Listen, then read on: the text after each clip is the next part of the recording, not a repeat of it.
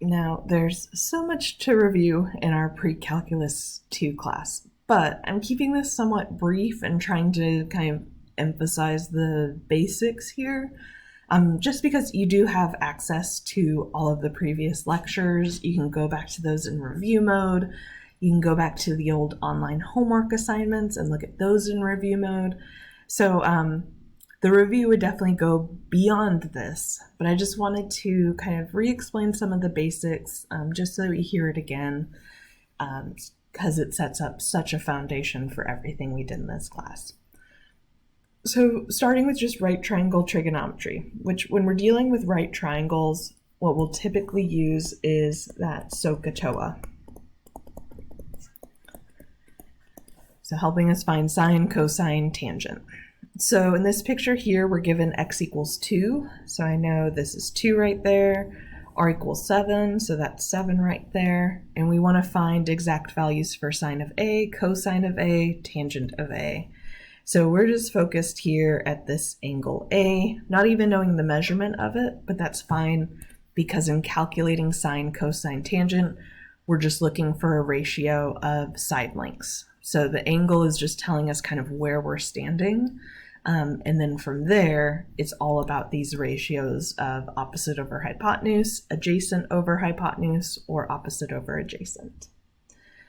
So for that, we need our third side length there. So we're going to need our Pythagorean theorem. So we're going to take our hypotenuse squared is equal to the square of the legs.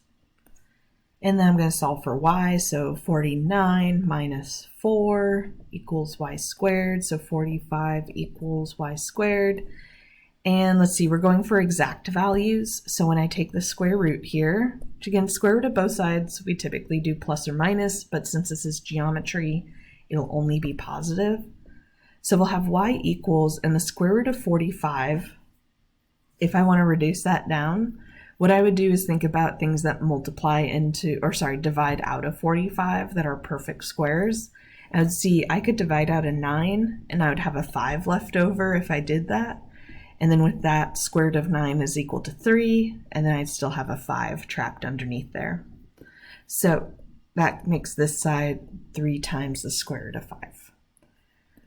All right, so sine of A. We're taking opposite over hypotenuse. So from A viewpoint, this is opposite, 2 is adjacent, and 7 is the hypotenuse.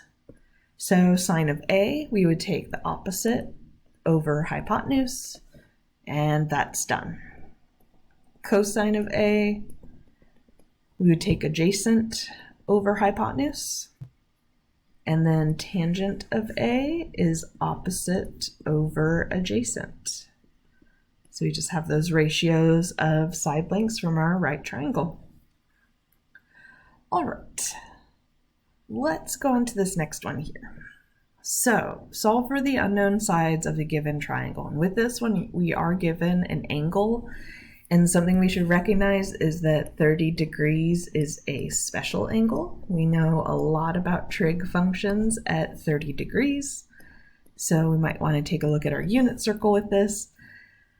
Because I have 2 unknown side lengths, I'm going to get stuck here. So in terms of, I can't use the Pythagorean theorem because I'll have 2 unknowns. So what I want to do is work with this 30 degrees. So if I'm at 30 degrees, B is opposite, A is adjacent, and 5 is hypotenuse. So let's say I wanted to solve for A first. If I wanted to solve for the adjacent side length, so I'd be working with adjacent, and I'd want to work with my known value of hypotenuse. So working with adjacent and hypotenuse is cosine. So it's like if I take cosine of that angle measurement of 30 degrees, that should be equal to A divided by hypotenuse of 5, which means A is equal to 5 times cosine of 30 degrees. Now what I need to do is I need to evaluate this cosine of 30 degrees. And because 30 is a special angle, I want to use the exact value. So what I do is a little side work here. In fact, I'll do it down here. of my unit circle and just thinking about what's happening at 30 degrees. So 30 degrees is here. In radians, that's our pi over 6. And our coordinate would be the root 3 over 2, 1/2. And we're looking at cosine, which is the x coordinate. So what I'm going to do is make this substitution of a equals 5 times, and cosine of 30 degrees should be that x coordinate from the unit circle, which is root 3 over 2. So that's telling me that a is equal to 5 times the square root of 3 over 2. So there's one of our side lengths. Now to solve for b, so if I know this is 5 root 3 over 2, there's two ways to go about finding b. We could use the Pythagorean Theorem. Now that we know two of the side lengths, we can solve for the other.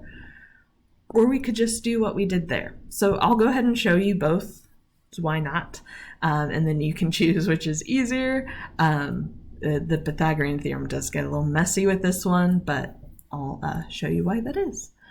Okay, so if I wanted to use trig functions before I do Pythagorean Theorem with this, what I would do is that I want to solve for b. So what we can do is we can either use opposite and adjacent together, so you could use tangent, or opposite and hypotenuse, which I'm kind of prefer working with sine. So the idea is sine of 30 degrees is equal to opposite over hypotenuse, which means b is equal to 5 times sine of 30 degrees, which means b is equal to 5 times, and then I'm grabbing the y coordinate there. So where I have sine of 30 degrees, that's going to be replaced by the 1/2. So b is equal to 5/2. Not too much work there. That's fantastic, and we would be done. But just to show you, if you wanted to use the Pythagorean Theorem, so we would have the hypotenuse squared is equal to a squared plus, and then if b was unknown, we would leave that as b squared. So this would be 25 equals, and then when we square in here, so that square goes to each piece, so we'd have 5 squared, which is 25, times the square root of 3 squared would just leave us with 3, since the square root and the square root kind of cancel each other out, over 2 squared, which is 4. So 25 equals 75 over 4. So then we would end up with 25 minus 75 over 4, which, if I adjust that so that it has a denominator of 4, that would be 100 over 4, with 25 times 4 in that numerator there.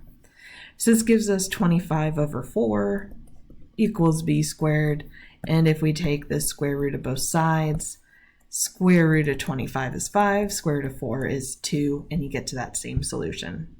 So I find that that's quite a bit more work, and you have to be really careful with your fractions and radicals, and then a little more fraction math in there. So just a lot more steps where errors could occur rather than just using the trig function again.